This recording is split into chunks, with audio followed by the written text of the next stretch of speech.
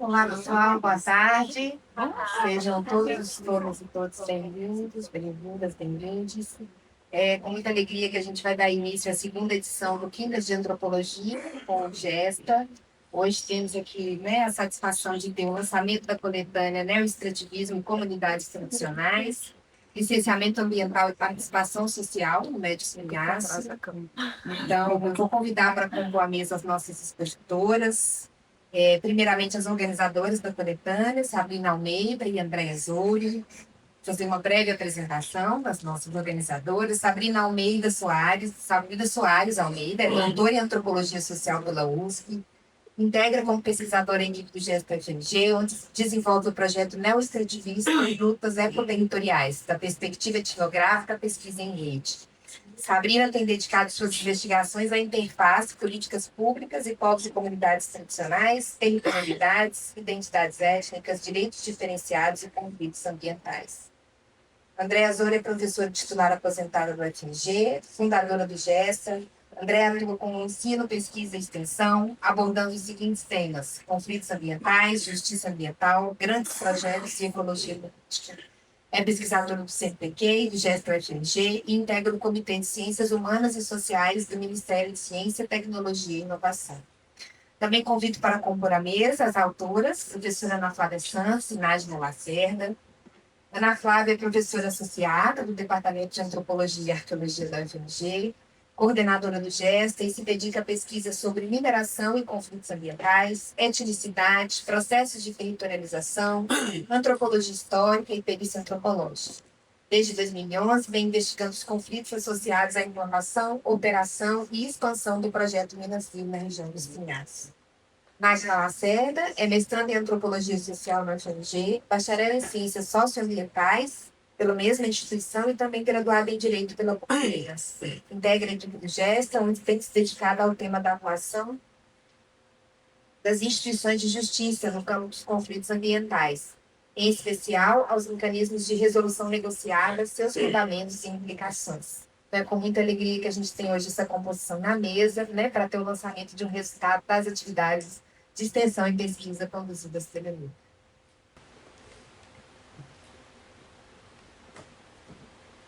Boa tarde.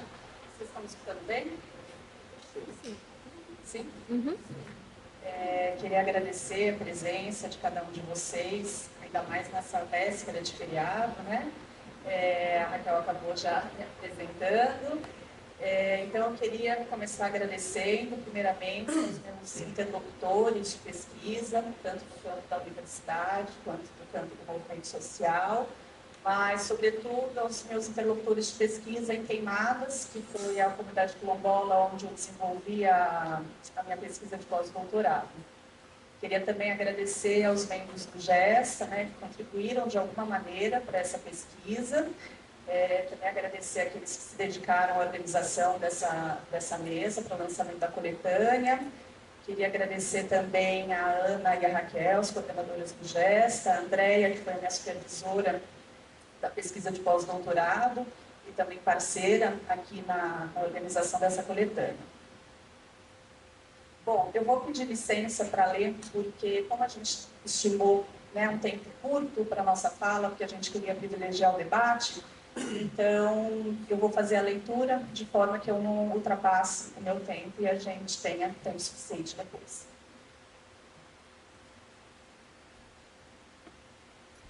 Então, a publicação desse livro, ela é resultado da minha pesquisa de pós-doutorado, que eu realizei aqui no programa de pós-graduação em Antropologia na UFMG, e que tinha como principal objetivo compreender como o Estado brasileiro, no contexto político-econômico do neoextrativismo, vem implementando recomendações internacionais voltadas às comunidades e os povos tradicionais, em especial a Convenção 169 da Organização Internacional do Trabalho, que preconiza a consulta livre, prévia e informada aos povos e comunidades tradicionais, em contextos de medidas legislativas e administrativas que possam afetar seus modos de vida e seus territórios. Então, como medida, para quem não conhece muito bem esse contexto, mas como medida legislativa, a gente pode entender, por exemplo, não sei se vocês estão lembrados, mas daquela, não sei se era o nome, recomendação conjunta, recomendação conjunta CDS-CEMAD, de, salvo engano, 2021 ou 2022, que pretendia regulamentar o procedimento de consulta livre, prévia e informada aos povos e comunidades tradicionais. Esse é um caso de uma medida legislativa voltada aos povos tradicionais. Então, portanto, de acordo com a Convenção 69, eles deveriam ser consultados. E no caso de medidas administrativas, a gente pode entender, por exemplo, a concessão de licenças ambientais pelos órgãos estatais encarregados de emitir essas licenças. Então, para responder essa questão de pesquisa, eu acabei acompanhando 3 processos de licenciamento ambiental. O projeto Cerro, e o projeto Ônix, Céu Aberto, no município de Cerro, e o projeto Serra da Serpentina da Vale, que ele foi anunciado em 2022, mas logo foi arquivado a pedido da própria empresa em 2023. E no caso do projeto Serra da Serpentina, ele afetaria 11 municípios, incluindo Conceição do Mato Dentro, Morro do Pilar, Dom Joaquim e Santa Maria do Itabira, que já são atingidos pelo projeto Minasil, e pelo projeto Manabi. Então, ao final da pesquisa, eu e a Andréia, a gente fez um convite para alguns autores e autoras, que estivessem refletindo de alguma maneira sobre o neoextrativismo e o avanço da fronteira minerária sobre o Médio Espinhaço. Então, o livro está organizado em torno de 11 capítulos.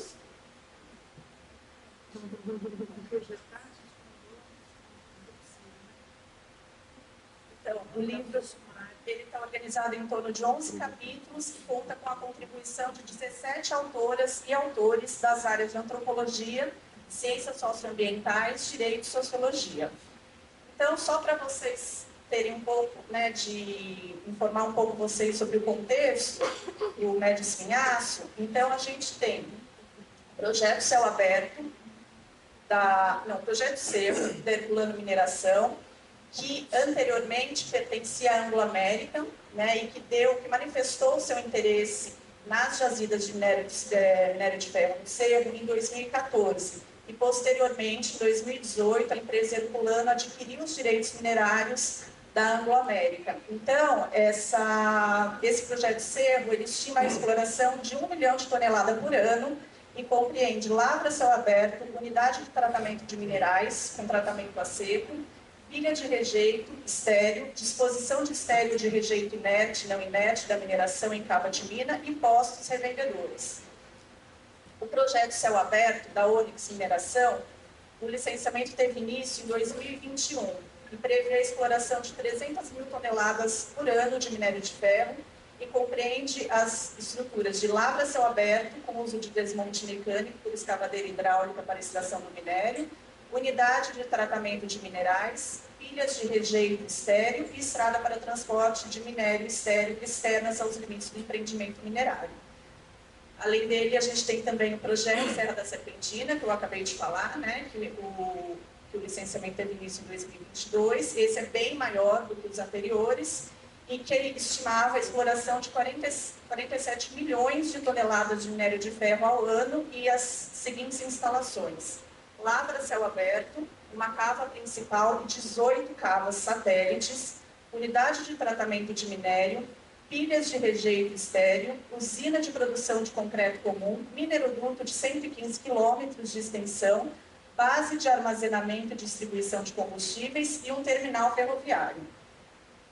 O projeto Manabi, por sua vez, ele iniciou o licenciamento ambiental em 2012 e ele previa 2 lavras a céu aberto em Morro do Pilar e Santa Maria do Itabira, construção de um sistema de dutos com cerca de 500 quilômetros e que atravessaria 19 municípios mineiros e 4 capixabas. E o projeto Minasil, que a Ana e a Nájila vão poder falar aqui um pouco a mais, que teve o seu licenciamento iniciado em 2007 e obteve a licença de operação em 2014. O mesmo ano em que a Anglo manifestou formalmente seu interesse nas jazidas de minério de ferro presentes no Cerro e também ano em que foi concedida a licença prévia no projeto Manabi. Então, né, essas datas não são meras coincidências, né? Mas você vê que é uma escalada aí, os empreendimentos eles vão se sobrepondo aí no tempo. Então, apesar das particularidades, né, dos capítulos do livro, alguns se utilizam de uma etnografia documental, outros valem mais de trabalho de campo, outros misturam um pouco das duas técnicas, outros, por sua vez, como é o caso da parte 1 do livro, eles tratam mais da questão do neoextrativismo, né, nas suas dimensões mais abrangentes. Mas para apresentar para vocês, eu pensei em apresentar 3 eixos, né, que eu entendo, em torno dos quais gira o livro como um todo, né? Então, o primeiro deles corresponde aos efeitos sociais, políticos, identitários e territoriais da abertura e do avanço da fronteira minerária sobre o Médio Espinhaço. Então, nesse ponto, nós defendemos que esses efeitos derrame, como chamou o Dinas, não são só efeitos, mas também condição para a reprodução e fortalecimento do neoextrativismo. Então, se a gente for pensar, por exemplo, na flexibilização da legislação, ou na alteração dos marcos regulatórios, ou então mesmo na mudança na composição dos conselhos de meio ambiente, ou ainda nas reformulações institucionais, como aconteceu recentemente com o Ministério Público, nós vamos ver que essas situações são efeitos, mas também condição para a reprodução do neoextrativismo. O segundo eixo trata das estratégias empregadas pelas empresas minerárias ao longo do licenciamento ambiental e que são muito diversas, né?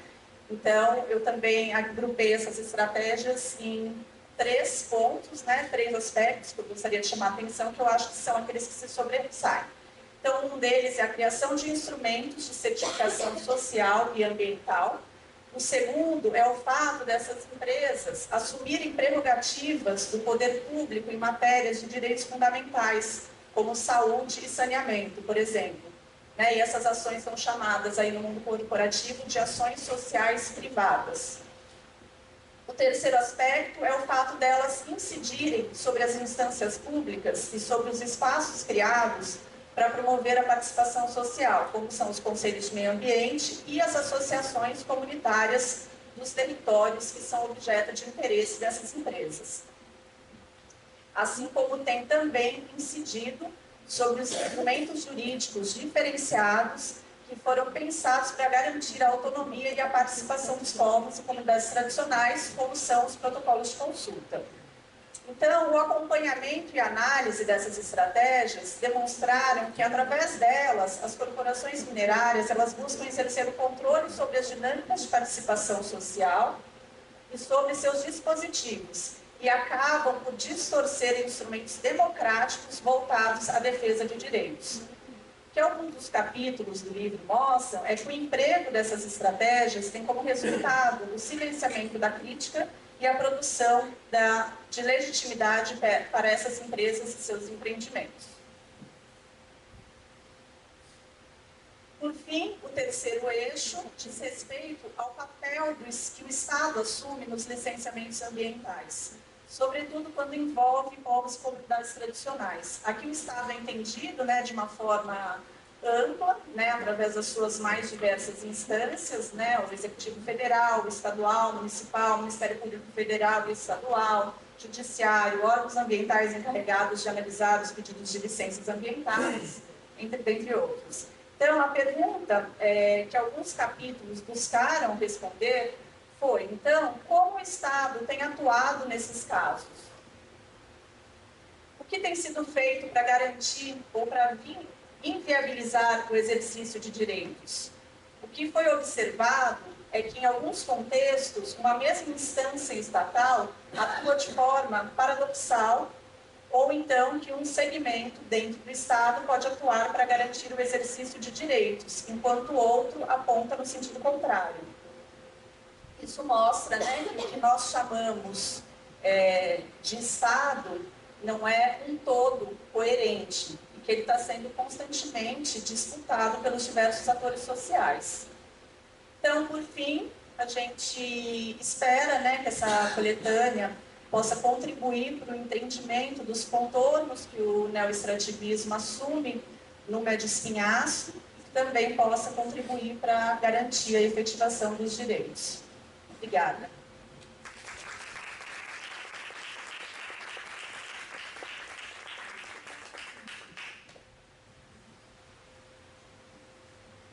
Então, boa noite, gente.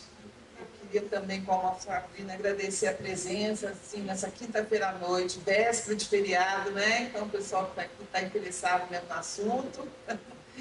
É um assunto que nos atravessa enquanto cidadãos de Minas Gerais e do Brasil e do mundo, né? Tantos desastres, ameaças de desastres, deslocamentos forçados, né?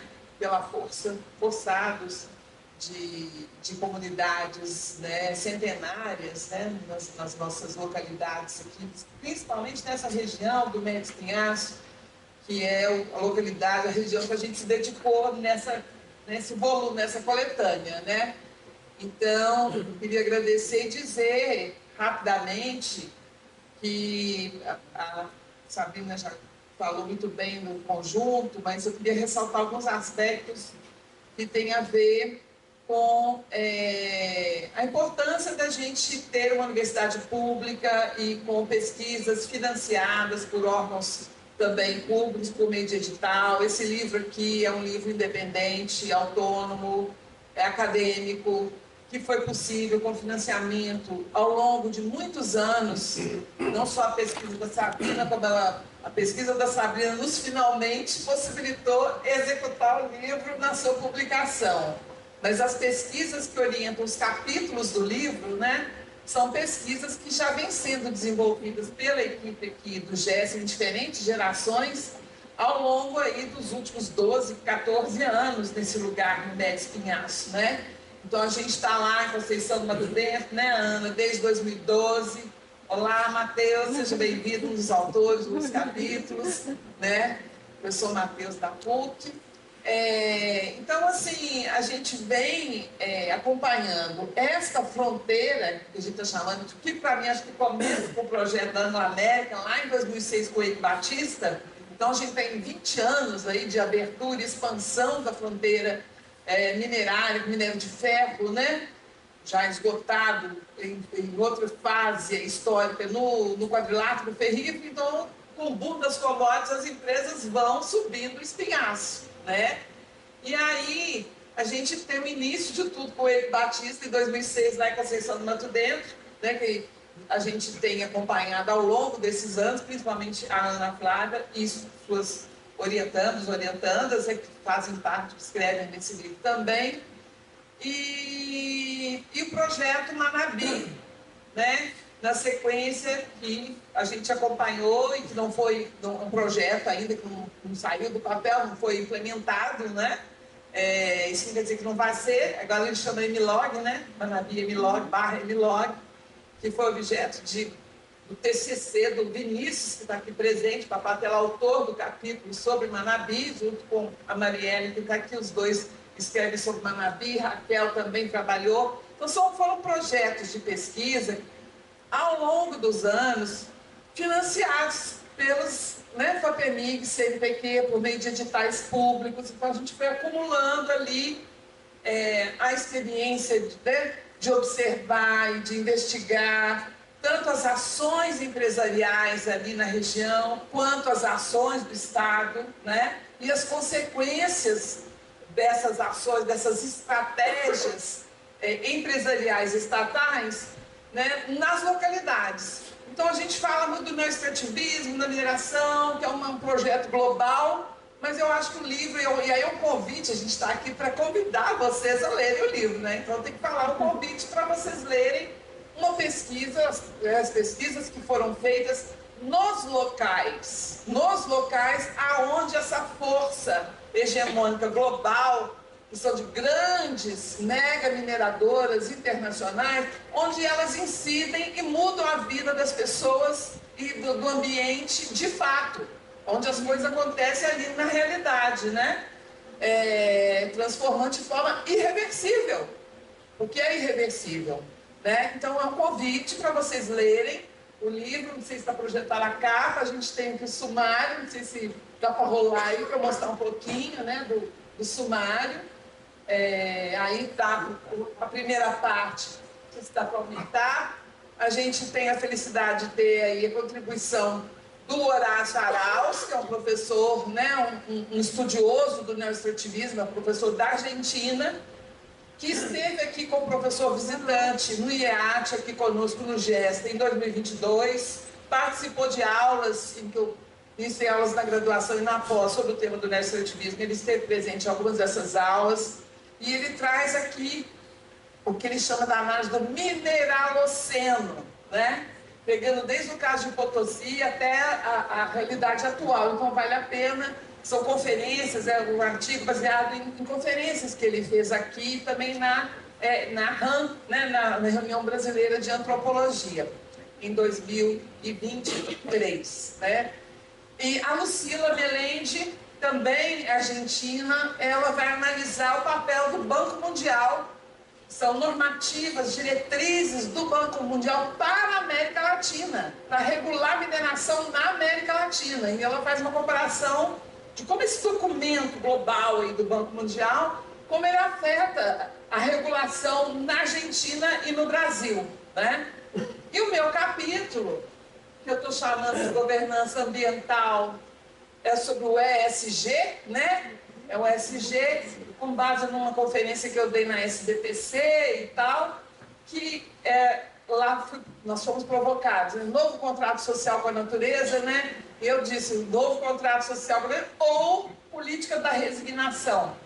E aí eu estou defendendo que é a política da resignação, não existe novo contrato. O ESG não é uma pílula milagrosa que vai trazer sustentabilidade, mineração responsável.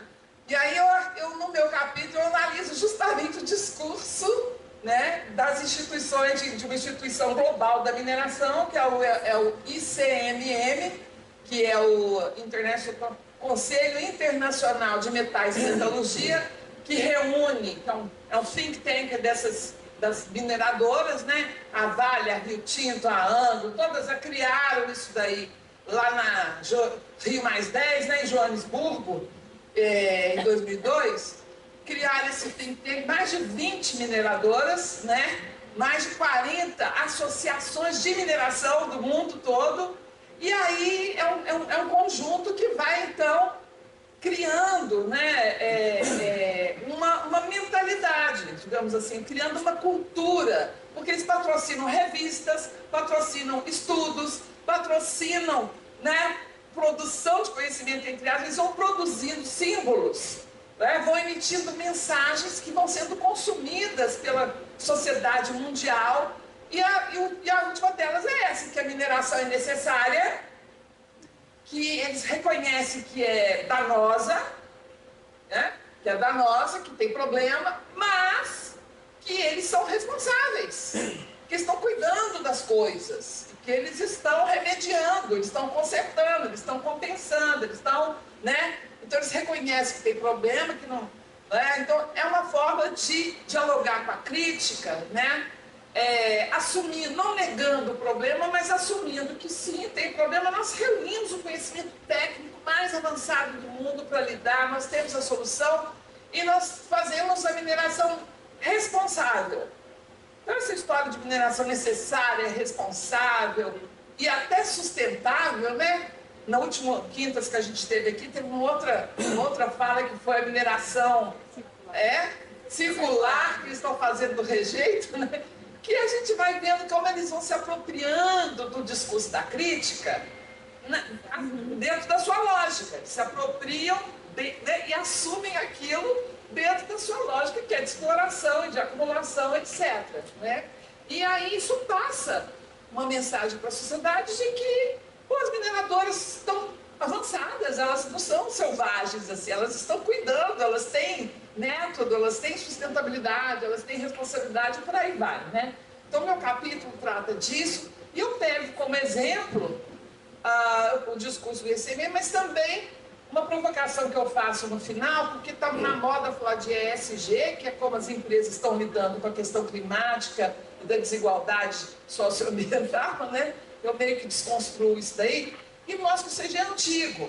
O nome é novo, pode ser novo. ESG pode ser um nome novo. Ontem eu estava no debate que uma aluna falou que era uma coisa nova que ninguém tratava aqui. E eu falei, puxa vida, tem a tese do professor Clemens dos anos 90, a minha tese é dos anos 90, porque a ideia do desenvolvimento sustentável é toda essa questão do desenvolvimento. Inclusive, a certificação florestal é uma forma de ESG, né? De tratar dessas questões. Então, não é nada novo, mas tem eles vão dialogando com a atualidade das coisas, né? Com a questão climática, com a questão de gênero, com a questão racial, com a questão dos direitos das minorias. Aí eles vão incorporando e vão dialogando com isso tudo, né?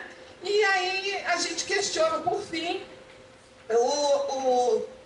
a chamada transição energética. Eu pego o caso do lítio e do Jequitinhonha, para dizer que essa corrida do carbono zero também faz parte dessa política, que é uma política que, de fato, é mineração em larga escala. Não é? Ela vem sendo apresentada como uma solução para o problema climático, mas o lítio, que é por causa da bateria dos carros elétricos, né? O lítio principal metal ali, né? Das baterias, mas aí discuto um pouco a falácia disso e como é que essa mineração ela acaba, né, causando os efeitos como a mineração de ferro, como outra qualquer, nos territórios, em relação às comunidades tradicionais, a violação de direitos, né, e que a gente não tem, de fato, uma política de expansão, de transição energética, não. A gente tem uma política complementar energética que, na verdade, se revela como uma expansão energética e minerária, né? Que inaugura uma outra fronteira, inclusive no Jequitinhonha, que é renomeado como Vale do Lítio pelo governador Zema, né? Renomeado assim, pelo Zema, a venda, né? A venda na Nasdaq, né? Em 2023. Então, o meu capítulo vai por aí, né? E aí temos a parte 2, que vai tratar dos casos, né, que a gente já falou, Conceição, o Cerro, né? Os vários casos ali que Sabrina, são várias mineradoras ali, e o caso de Conceição e da Manabi, que são os mais antigos. A gente espera que esse livro possa trazer uma contribuição em termos de, né, reflexão de questões globais na sua concretude, né? Na sua concretude no local, né? Essa que é a pesquisa. Quais os efeitos de todo esse discurso ESG, né? Ação responsável, nas localidades, né? Eu acho que é importante que a gente conheça a forma como o Estado lida nas suas diferentes vertentes, né? Estado como Ministério Público, Estado como licenciamento ambiental, Estado como as suas diferentes vertentes, versões, como o Estado lida com isso? E como as diferentes empresas, né, estão ali todas conjuntamente articuladas em torno desse MN com uma filosofia e uma propaganda que vai provocando, de certa forma, a resignação, né? Quer dizer, não precisa mais da crítica porque ela é necessária, é inevitável, incontornável e estão lidando com tudo, né? Então, eu vou parar por aqui e esperar o debate. Espero que vocês possam ler o livro e interagirem com essas leituras. Obrigada.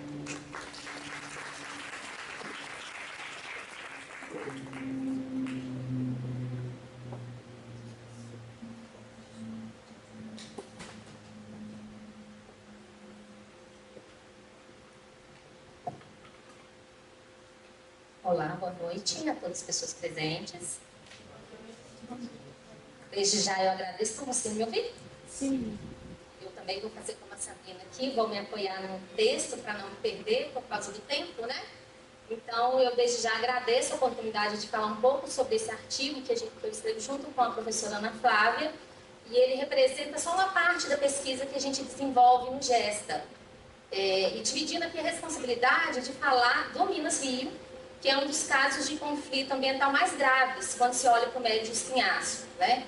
E representa um longo histórico de violação de direitos. Então, eu peço desculpas desde já se deixar de abordar aqui algum ponto, né? Eu tenho certeza que pode ser complementado no debate.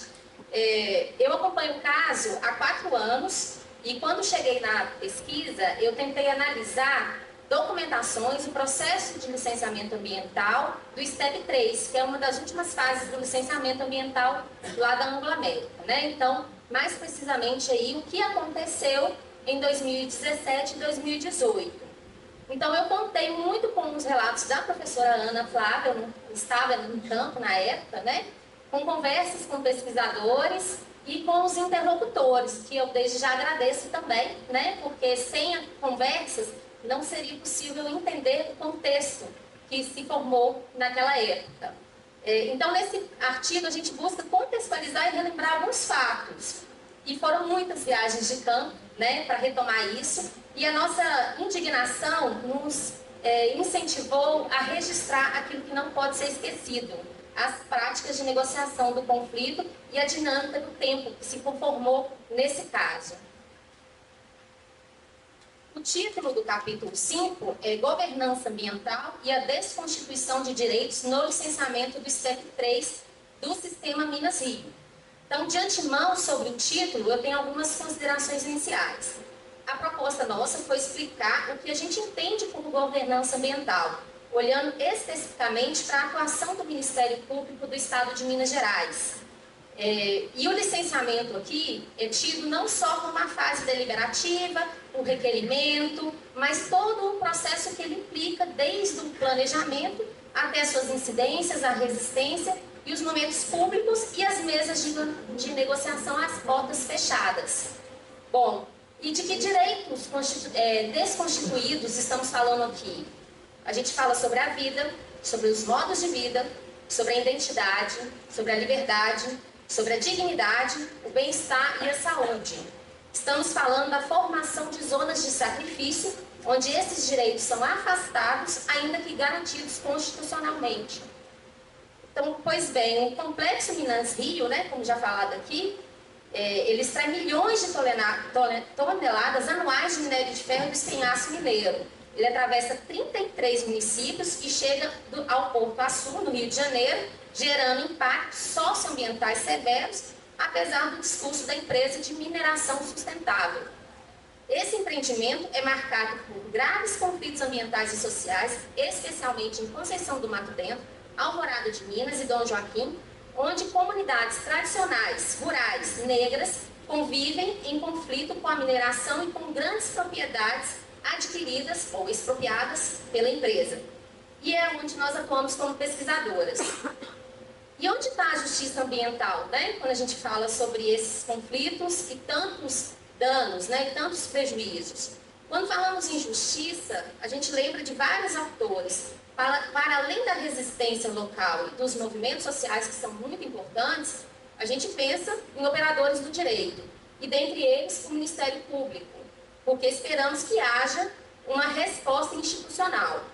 Então, esse artigo ele é produto do estudo em que analisamos o papel do Ministério Público em Minas Gerais nesse licenciamento. É preciso resgatar que a governança ambiental no Brasil se consolida nos anos 90, baseada na ideia em torno da modernização ecológica e de desenvolvimento sustentável. Esse modelo, porém, tende a querer adequar o território às demandas empresariais. Coabitado pela mesma lógica de desenvolvimento, o Ministério Público, com a autonomia garantida pela Constituição de 88, passou a adotar instrumentos extrajudiciais, como termos de ajustamento de conduta, os TACs, buscando soluções negociadas. Então, desde os anos 2000, após o acordo com o Banco Mundial, o Ministério Público de Minas Gerais se reestruturou, criando núcleos e mais núcleos de negociação. Como exemplo, a Coordenadoria de Inclusão e Mobilização Social, a CIMOS, e o NUCAM, o Núcleo de Resolução de Conflitos Ambientais. São inúmeras unidades ditas de conciliação. Mas conciliação de quê? Vamos pensar, o que poderia estar por trás de acordos nesses espaços?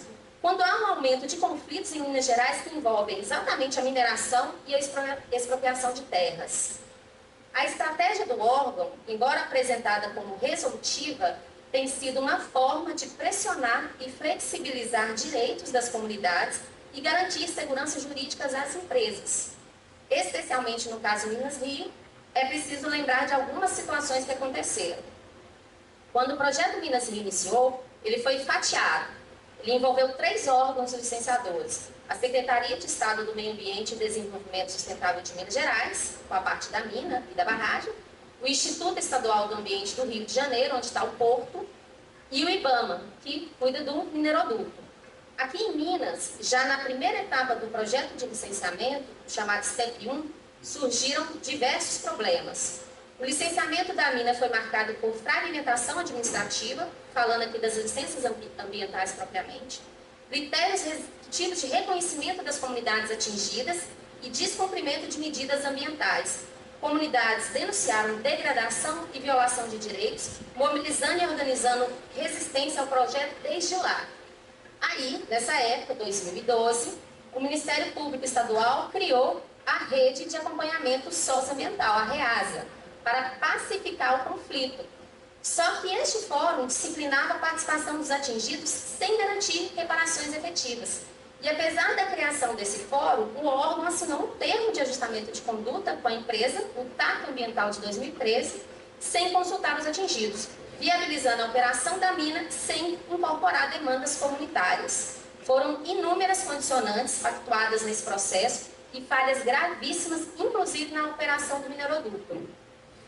Entre 2015 e 2016, entra em pauta o STEP 2. Nessa fase, intensificam os conflitos. Houve despejos de famílias tradicionais na região, repressão policial e criminalização de lideranças. O desastre de Mariana reacendeu reivindicações por reassentamento coletivo, que foi por muito tempo ignorado. Até hoje, as famílias lutam por esse direito. A votação da licença de operação ficou bastante dividida na época, e para contornar esse tipo de risco aos projetos, veio a Lei Estadual 2.946 de 2016 e flexibilizou regras do licenciamento, mudando o cenário em que o STEP 3 seria tramitado e decidido. Agora, falando o que aconteceu durante o licenciamento do STEP 3, que é o centro do artigo, que é quando as tecnologias de resolução de conflito ficam ainda mais destacadas, nesse período a empresa buscava a extensão da mina, o que implicava no aumento das estruturas de beneficiamento e no alteamento da barragem de rejeitos de mineração. O procedimento administrativo do licenciamento ambiental ele começa em 2015, a partir do protocolo dos estudos ambientais. O processo ocorreu simultaneamente ao licenciamento do STEP 2, gerando sobreposição de estudos e irregularidades, ficando as comunidades alheias a essa informação quanto à existência de um novo processo de licenciamento, ainda que muito maior. Então, as comunidades descobrem o licenciamento do STEP 3 só em 2017. Vejam, não por acaso, em 2017, antes da empresa divulgar os estudos, ela cria um comitê de convivência no território, cooptando alguns comunitários estratégicos que se reuniam periodicamente. Esse espaço, embora formalmente participativo, funcionou como instrumento de disciplinamento e neutralização da crítica, convencendo moradores de que eles não seriam diretamente afetados. O comitê internalizou a mediação que antes era feita na REASA, reforçando o controle territorial da empresa. Os participantes desse comitê irão influenciar muito na cena deliberativa do STEP 3, que é o que eu vou falar agora. O relatório do impacto ambiental do licenciamento só foi disponibilizado em março de 2017, pouco antes da data designada para a audiência pública que aconteceria em Conceição, e que acabou suspensa por decisão judicial após a ação popular dos atingidos, que tiveram que agir contra a falta de transparência no processo, diante da inércia do Ministério Público. Os proponentes da ação sofreram perseguições e ameaças, sendo incluídos em programas de proteção. A atenção evidenciou a fragilidade da participação social, que é o que a gente fala muito nesse livro, e a violência contra defensores de direitos. Só a partir desse cenário é que o Ministério Público do Estado, via CIMOS, conduziu reuniões com as comunidades e movimentos sociais até para alinhar datas de audiências e reuniões públicas, no intuito de contornar irregularidades do próprio processo de licenciamento ambiental, pois, segundo a normativa, a divulgação deveria ser ampla e as audiências deveriam acontecer em todos os municípios afetados. No meio dessa situação, o Ministério Público Federal e Estadual promovem uma audiência na comunidade de São José do Jacém, em Alvorada de Minas, para discutir a condição de vida das comunidades residentes abaixo da barragem de rejeitos da Angra. Eu sempre falo da importância dessa reunião nas minhas apresentações, porque eu entro nessa pesquisa justamente lendo essa ata, 5 anos depois de que ela é escrita, né? E eu só consegui compreender esse contexto quando eu comecei a visitar Conceição do Mato Dentro e conversar com os pesquisadores e os atingidos, porque a ata é muito bonita, né? E ela tem recomendações também. Então, em virtude do desastre de Fundão, em Mariana, as comunidades ajusantes da barragem de Rejeito estavam fortemente mobilizadas em 2016 e 2017. Elas se contrapunham às medidas que consideravam inócuas e contrárias à sua principal reivindicação, o reassentamento. E eu estou falando aqui de instalação de sirenes, que a gente sabe que é muito problemático, e de caixas d'água, que intentavam claramente mantê-las no território, mesmo com o risco de viver abaixo da barragem. Nesta audiência, os moradores de Água Quente, Passa Sete e Jacém recolocam o pleito por reassentamento. E tem um trecho dessa ata que para mim é muito especial, e eu gosto sempre de ler ele nas apresentações, porque ele é muito significativo, até para os dias que a gente vive hoje e testemunha, né? Então, essa atingida de Passa Sete, ela diz assim: a minha certeza que eu quero ter na minha vida é ter paz para os meus filhos viverem, é ter paz para os moradores, e nem só para os meus filhos, mas para toda a vizinhança. E eu espero que para todos nós atingidos, um grande reassentamento, para a gente viver a vida feliz, para os filhos da gente ter uma vida feliz. Eu, desde 2008, que eu vivo lutando. E hoje, diante dessa reunião, estão todos atingidos aqui, gente, para mostrar que para essa empresa existe sim pessoas atingidas abaixo do empreendimento. Então vejam, nessa época a empresa ignorava totalmente que tinham moradores abaixo da barragem. E parte deles ainda estão lá até hoje. Então, retomando, essas comunidades mobilizadas continuavam denunciando os impactos sobre a água, sobre os modos de vida, sobre a saúde, a violência e a criminalização. O reassentamento coletivo foi desqualificado, pois a possibilidade de um rompimento de barragem foi tido como temor simbólico. O Ministério Público, aparentemente, naquele momento, se colocou ao lado das comunidades, mas o processo seguia. Vamos ver o que aconteceu em seguida, né? O licenciamento do STEP 3 teve seu curso impulsionado quando o processo foi remetido à Superintendência de Processos Prioritários da SEMAD, uma mudança da lei na época. Em 2017, a Câmara de Atividades Minerárias do Copan também passou a assumir função deliberativa sobre alguns licenciamentos estratégicos, justamente nessa época. Antes da última reunião deliberativa, que é aquela em que a licença será concedida, o presidente da CMI, que é a Câmara Minerária, informou ter havido, no dia anterior, um acordo entre MP, Anglo-América e Poder Executivo para realizar reuniões técnicas para elucidar dúvidas pendentes sobre o licenciamento. E agora vem a pior parte, né? Observe-se que o Ministério Público Estadual assumiu aqui um papel central na governança ambiental.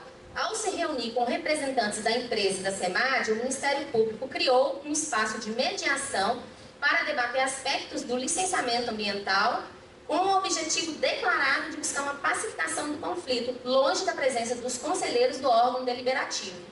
Chama ainda mais atenção a exclusão das comunidades atingidas nesse debate, o que enfraquece o caráter participativo e democrático nas tomadas de decisão. Mas isso não foi um impeditivo. Entre novembro de 2017 e janeiro de 2018, o Ministério Público promoveu 8 reuniões temáticas sequenciais restritas à participação do Ministério Público, representantes da Anglo-América e da SEMAD, e de eventualmente alguma instituição depender do eixo. Nem os atingidos, nem a rede de articulação por justiça ambiental de atingidos do Minas Rio, a REAJA, nem o GESTA e grupos de pesquisa que participaram da elaboração de um estudo que denunciava as irregularidades do licenciamento indicando a sua inviabilidade, foram convidadas a participar dessas reuniões. As reuniões ocorreram em unidades administrativas do Ministério Público em Belo Horizonte, a pelo menos 175 quilômetros de distância das comunidades afetadas.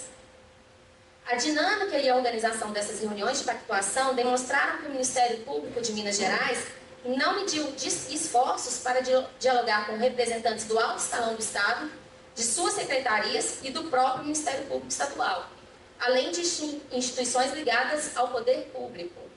Todavia, sem a presença das comunidades atingidas, as quais foram destituídas do seu direito de participar da construção e da decisão sobre o seu próprio futuro. Já na cena da reunião deliberativa de 26 de janeiro de 2018, o que pode-se perceber é que ela ocorreu em um contexto de grande tensão, pois no âmbito da Câmara da Atividade Minerária, questionamentos envolvendo a continuidade do licenciamento foram levantados pelos presentes na reunião. É certo que discussões e informações técnicas relevantes, inclusive aquelas produzidas ao longo das reuniões promovidas pelo Ministério Público de Minas Gerais, deveriam ter sido incorporadas ao parecer único, o que não aconteceu. O pedido de vista da conselheira do FONASC foi negado. O parecer de vista elaborado anteriormente por ela já apontava uma série de irregularidades e lacunas nunca respondidas.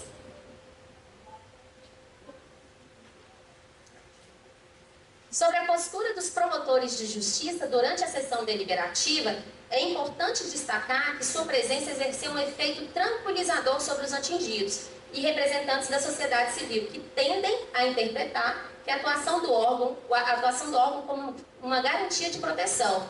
Havia uma expectativa em seus ouvintes. No entanto, a presença e a participação deles gerou um efeito avalizador para a concessão das licenças do STEP 3. A todo momento, eles usaram argumentos de quem defere a licença ambiental, que são os conselheiros aqui da CNI, e não eles. Ainda assumiram que, diante de muitas irregularidades verificadas no licenciamento, caberia ao Ministério Público tentar sanear o que fosse possível sanear, reservando-se no direito de buscar, seja extrajudicialmente, seja judicialmente, uma solução. A autocomposição teria sido a solução alternativa encontrada. Palavras da promotora. Ao final, foram determinadas 52 condicionantes. Os problemas, danos, afetações sofridas pelas comunidades foram transformadas em condicionantes, uma delas sobre a contratação da assessoria técnica independente, o que levou anos para acontecer. Então, partindo para a conclusão, nossa intenção ao escrever o artigo foi demonstrar a contradição entre a política de composição de interesses e a defesa dos direitos das comunidades.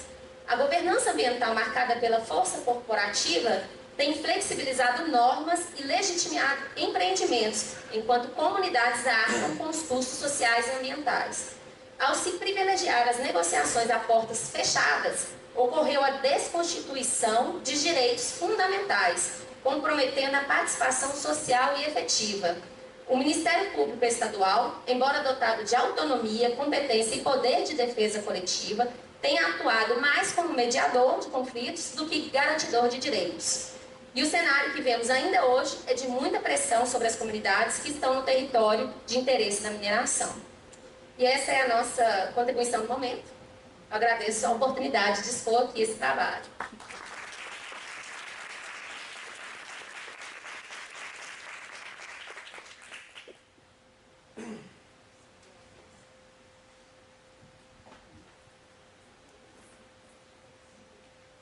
Gente, boa noite, né?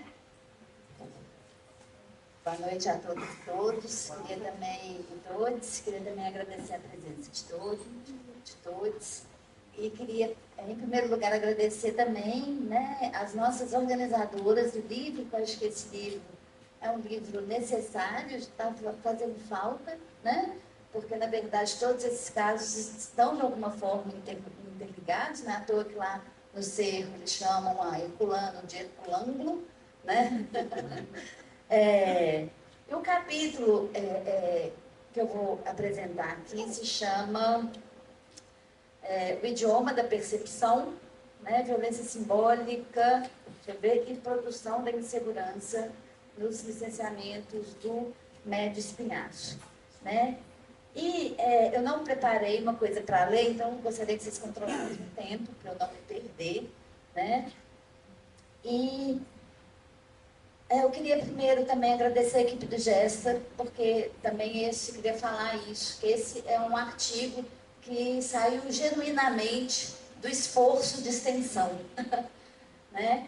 Então, gostaria de reforçar isso, né? Que não é só a pesquisa que produz conhecimento. Na verdade, quando a gente tem que lidar com questões concretas, apresentadas, né, pelas demandas, a gente acaba percebendo coisas, né? Vendo coisas que talvez um interesse puramente acadêmico da questão, isso não se apresentaria, né?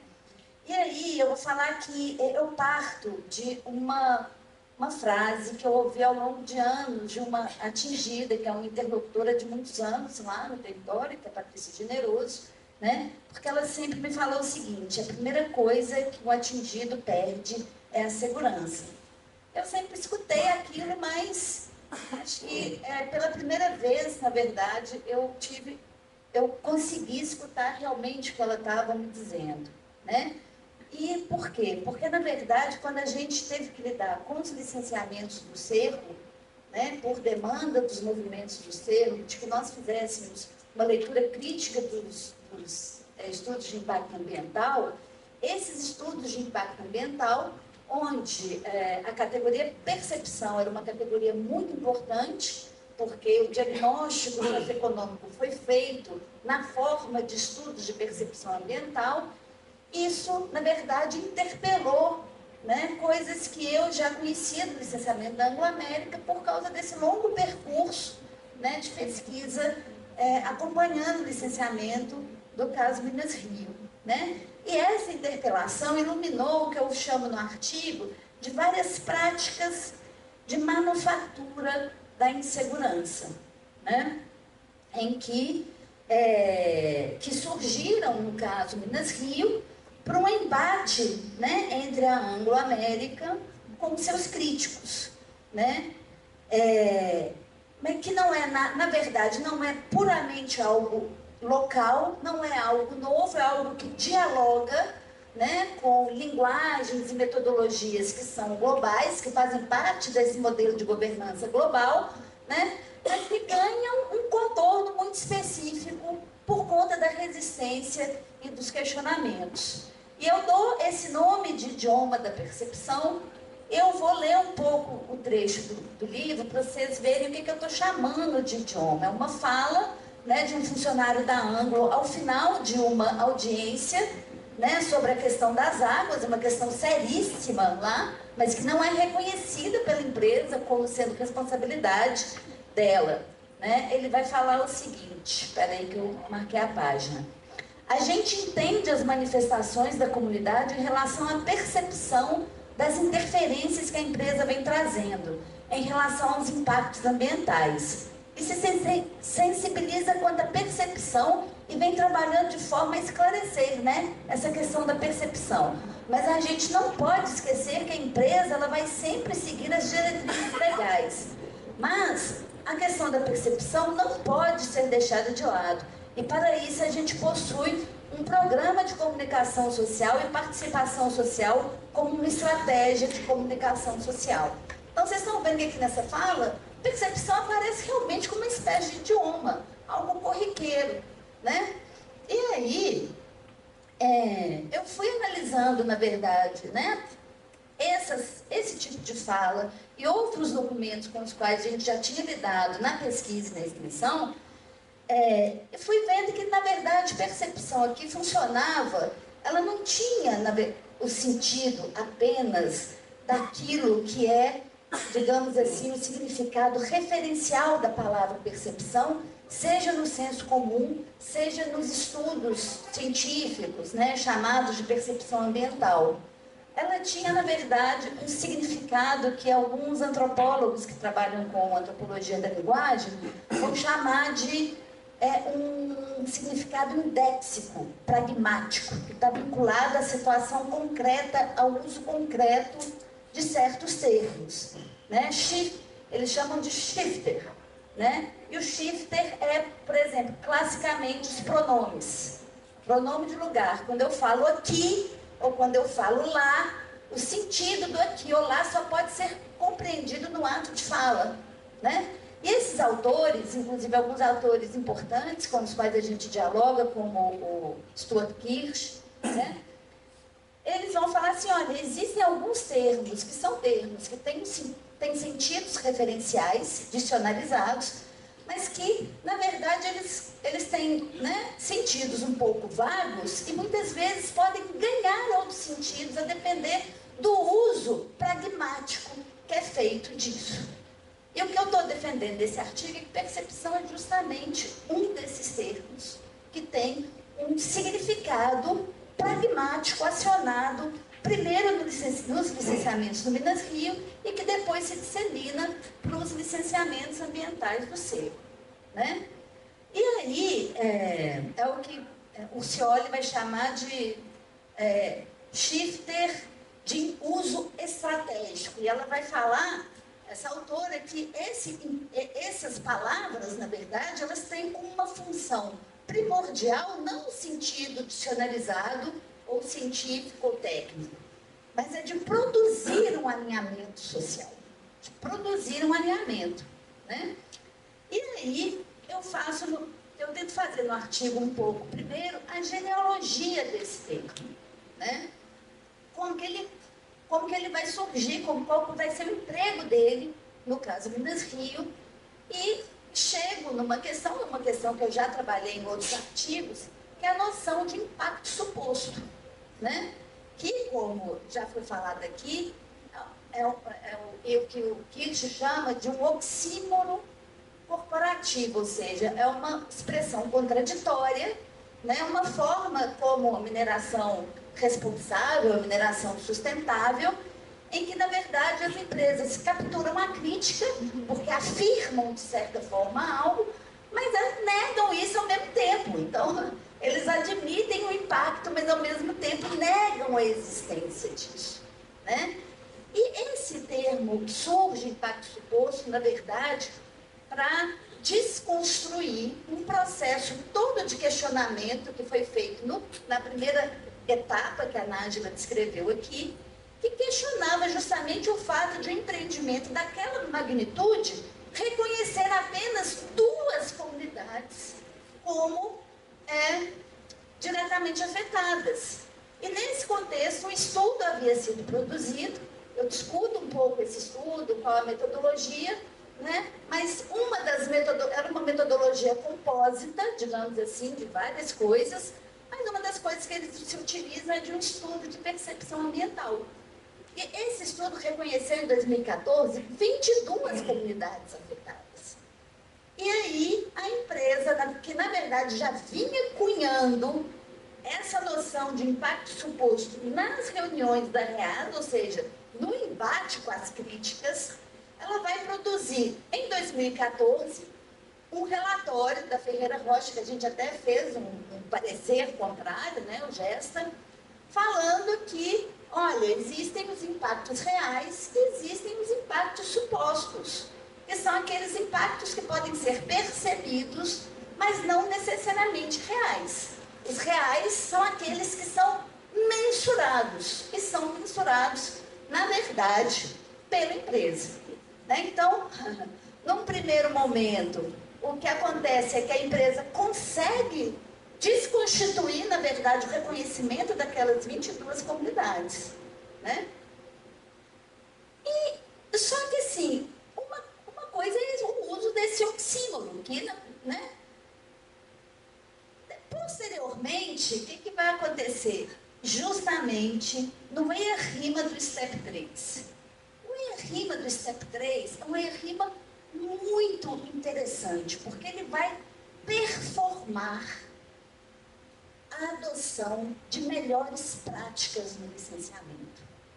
Então, ele performa, por exemplo, que há uma maior justificação das chamadas áreas de influência, porque ele introduz a noção de áreas de estudo. A primeira a gente faz uma área de estudo para estudar aquela área e ver qual é a área de influência, né? Depois ele vai performar o reconhecimento de todas as comunidades do entorno, 13, todas não, né? Na verdade, naquele momento, 11 comunidades em torno, né? Falando de uma nova área de influência que é chamada de área de influência, área de entorno, comunidades focais. E aí, quando a gente percebe, né, que seriam as mais afetadas pelo empreendimento, entretanto, não é a rima de vários volumes e centenas de páginas, talvez quase 1000 páginas, ou talvez milhares de páginas, né? São monstruosos esses estudos. Havia um único uso da expressão impacto suposto, que era para dizer que os impactos sofridos naquela área de entorno, que finalmente reconhecia as comunidades, eles deviam ser mitigados e compensados, desde que se comprovasse que não eram os impactos supostos levantados pela população, né? E, ao mesmo tempo, você tem a adoção ali, naquele EIA-RIMA, é um regresso, inclusive, é uma regressão, inclusive, na discussão do próprio licenciamento do Minas Rio, né? A adoção de uma área diretamente afetada, extremamente exata, é só e absoluta, é só onde estão as estruturas do empreendimento, né?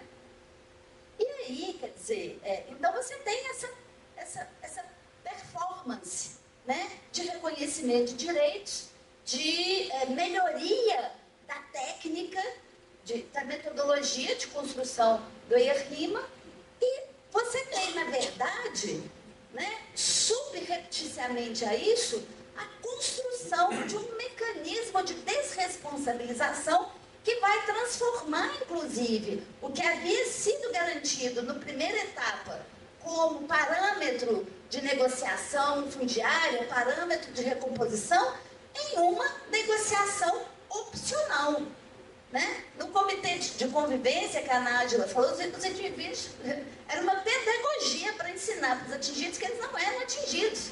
Eles iam sair, se quisessem, com os termos que a empresa iria oferecer para eles, porque era voluntário, né? E aí, é esse modelo de desresponsabilização que vai ser disseminado, e vai ser rotinizado, e vai ser disseminado, e vai aparecer nos licenciamentos do Cerro, não mais por esse oxímoro, né, que é meio, né, denuncia, né, é meio denunciador, mas por meio de uma categoria pretensamente técnica, pretensamente científica, que é a percepção. E aí a gente repara na rotinização do idioma, como eu li aqui, né? Em como não é só que apareceu no licenciamento, apareceu no licenciamento que isso inclusive entrou para os termos de referência, né? Então você tem nos EIA-RIMAs do Cerro, né, os diagnósticos socioeconômicos que são feitos em larga medida, é claro, com aqueles dados secundários, né, com descrições genéricas das comunidades, em que o único levantamento de dados primários sobre as comunidades afetadas é com um estudo de percepção. Ou seja, você já encena que você escuta, mas na verdade você já prepara o desconhecimento do dano e o desconhecimento do direito. E na verdade, inclusive, no caso de um dos licenciamentos do Cerro, né, a dimensão estratégica desse uso aparece, por exemplo, no fato deles terem, inclusive, usado o tal estudo, suposto estudo de percepção, para tentar deslegitimar, inclusive, o autorreconhecimento e a identidade quilombola da comunidade Queimadas, né? Então, Então, para fechar, é um pouco isso que a gente traz, né? E eu só queria falar 2 coisas para concluir, né? Por que eu falo da manufatura da insegurança? Eu me baseio no texto da economia de visibilidades, né? De Andréia, Raquel e da Luana, né, que é um texto de 2020, né, para falar assim, olha, essa manufatura, essa economia de visibilidades é também uma economia de insegurança. Né? Então, se você produz a negociação e você produz a resignação, porque você produz metodicamente a insegurança, você produz metodicamente a corrosão de direitos, né? Então, isso por um lado. E por outro lado, para dialogar um pouco com a própria noção de fronteira, né, falar que o João Pacheco de Oliveira define fronteira como uma produção política. Fronteira não é algo, né, é uma produção política de destituição de direitos, né, que envolve destituição de direitos e algum nível de violência. Lembrando aqui que o STEP 3 foi talvez um dos períodos mais violentos, na verdade, do percurso do licenciamento do Minas Rio. Né? E que a conclusão no final é que a governança é a própria produção da fronteira. Ela produz a fronteira.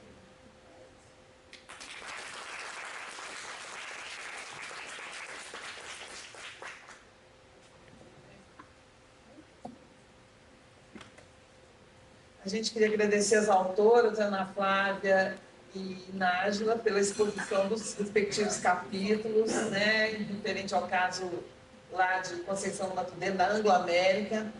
E a gente queria abrir para o debate, registrando a presença e convidando os autores e autoras dos demais capítulos que estão aqui para participarem com a gente. Né? Eu já registrei aqui a presença do Matheus Mendonça Leite. É Leite Mendonça? Que trata da questão do protocolo de consulta da comunidade Queimadas do Cerro, né, que ele é advogado também da Federação Longolo, né, quilombola. O Vinícius Papatella, que trata do TAC, né, do termo de ajustamento de conduta, também dialogando, né, nesse assunto do Ministério Público para o caso Manabi. Foi assinado um termo antecipado, né? Um termo de conduta quando nem tinha licenciamento ambiental, sem licenciamento ambiental, quer dizer, sem a realidade da obra, inclusive, né? Vinícius Papatella, que é do Instituto Cordilheira e também colaborador do GESTA, sempre, né?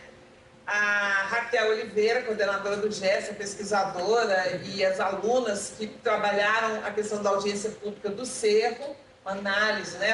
A Mariellen, que trabalhou o caso Manabi, as comunidades lá, Sete Cachoeiras, né, o traçado do mineroduto da Manabi, já afetando as comunidades rurais, muito bem tratado pela Marielle, e as coautoras da Raquel, que é Isadora, aí tem várias coautoras, né, a Priscila que está aqui, o Matheus, não, se é o Matheus, não, o Matheus tem um capítulo que é sobre Conceição também, o Copan, né, atuação a pesquisa etnográfica dele, com a experiência dele, no caso Conceição, analisando o Copan.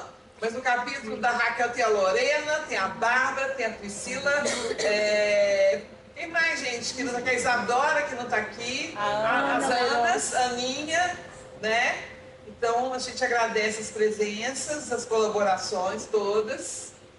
Convido vocês, autores e autoras, para participar do debate também, né? E abre aqui para o pessoal que não fez parte do livro também colocarem questões para a mesa e para as autoras e autores presentes.